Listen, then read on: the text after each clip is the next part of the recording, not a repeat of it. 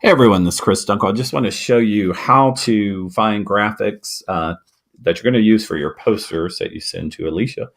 So the way we're probably most familiar with is just going into Google and doing the Google image search. So let's say I'm looking for some math images. I come here under Google Images.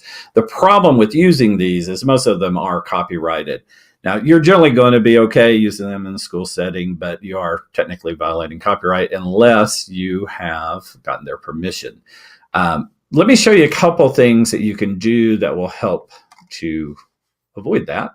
Is go under the I'm under the images search, go under tools, and you have a usage rights pull down. So if you change that to like labeled for reuse, then it's only going to return images that are okay for you to reuse. And you'll notice there's also a label for non-commercial reuse. So you might check that. Sometimes you get a little more. If you know that you want to edit the images, then you'll want to do with modification, like label for reuse with modification. That allows you to change the colors, add something to it, things of that nature.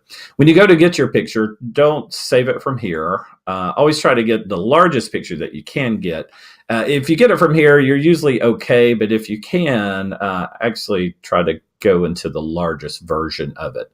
Now, sometimes, like if I click on it, it'll bring up a full one here. Sometimes they'll take you to a website. Other times it'll just take you to a view image. It's just the image itself. But in any case, try to get as large of a version as you can, and you can copy image or save image as. Now, another way to do an image search is to go to Creative Commons. And Creative Commons is basically an organization that started with the idea of letting people state on the front end how their stuff can be used. So in the past, if you created an image yourself and you put it on the internet and someone wanted to use it, they would have to contact you and ask you, is it okay? And so people got tired of having to answer those questions all the time. So they said, look, there's got to be a better way. So they came up with Creative Commons, which allows you to say on the front end, yes, it's okay to use it, and here's what I require. And so under CC Search, Creative Commons, you simply type what it is you're looking for. These will be checked by default. I want something I can use for commercial purposes. Most of the time that's not the case, so I uncheck that. And modify, adapt, or build upon. So often I'll leave that there.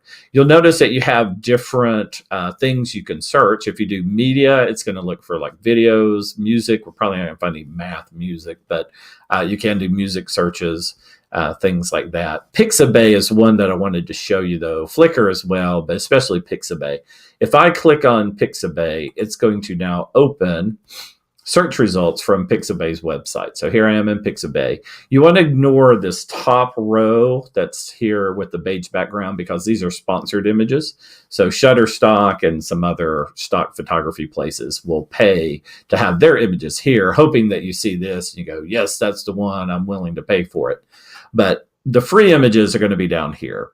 So if you scroll down and let's say this is the one you want to use, you click on it and you want to look on the right and it'll say CC and different numbers oftentimes.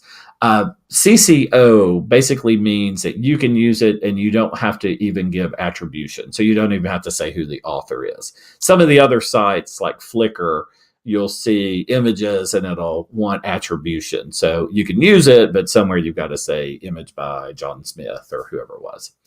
But right here at CCO, so I could use this image and I can download it and such. And so that's a really good site to go to. There's another one called Pixels.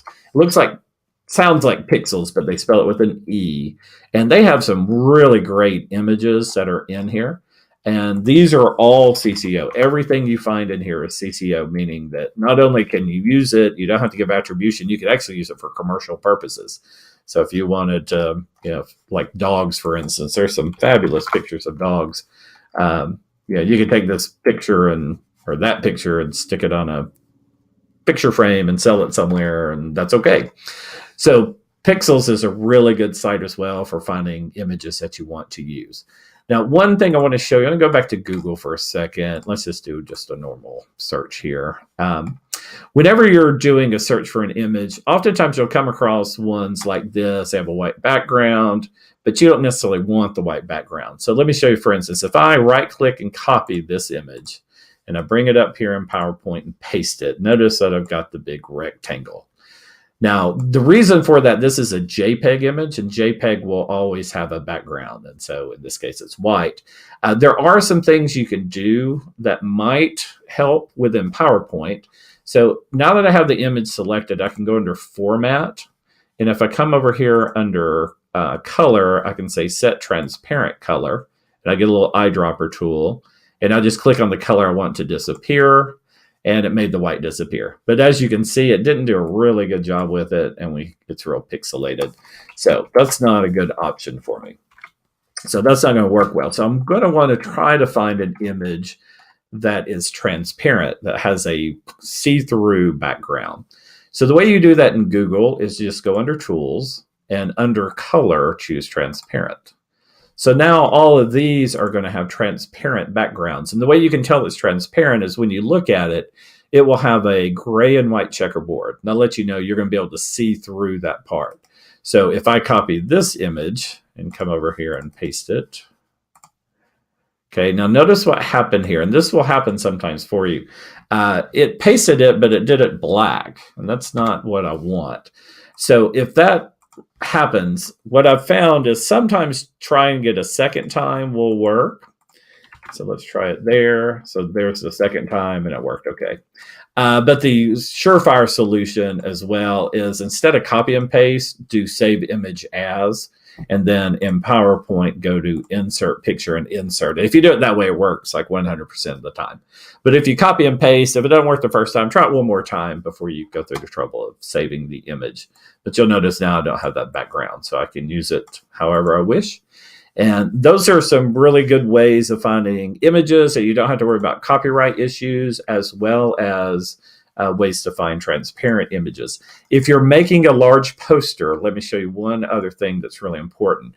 Remember that if you take a small image, let's say, for instance, this one tells me it's only 373 by 280 pixels. So it's a fairly small image. So if I make that really large, it's going to be blurry. So if I want to find really large images, you can come here under Size. And I usually go to choose larger than and just say 4 megapixels if I'm going to make a poster size image. So now all of these are going to be really big images. Like this one is 2000 by 2000. So several times larger. And when I click on it, you can see, if I click one more time, it's a pretty big size image here that I can copy and paste. So whenever you're going to make your posters, make sure get as large of an image as possible as you can. That way, if you have to make it larger, you don't have to make it much larger, and it still may turn out okay. But if you have a large image, you make it smaller, it's going to look perfect. Your only problem is when you take a little image, try to make it big. So hopefully those will be helpful when you make your posters. There are a couple more sites that you might want to check out, such as Canva. It's like Canvas, but Canva. And this is a site where you can create designs for free. Some of their stuff is for sale, though, so you got to be careful what you're doing. I mean, it's not going to charge you without your permission, but sometimes you might be making something, then you realize, oh, this is one I have to pay for. But they do have a lot of free stuff. There's also one called Poster My Wall. And if you go to Poster My Wall, you can browse through their templates. And they have quite a few templates that you can customize. So let's say we're doing something for Black History Month here, customized template. And what it'll do is it'll create a little area here where you can change out your text, click on change out your text. When you're done, you click download and just choose the free basic download. You are going to get a watermark, but sometimes it's not too bad. It's just sometimes in the bottom corner. So you can download it, and then in PowerPoint, as we discussed today, go into design, image size, custom slide size, do a custom size, make it as big as you want your poster to be, and then import it in there and resize it. So hopefully that'll help. If you have questions, don't hesitate to ask. More than happy to help you. If you have, you just need help designing, like what you want, but trouble with the design or something, just let me know. And oftentimes I'll have time to help you out there as well. So thank you very much.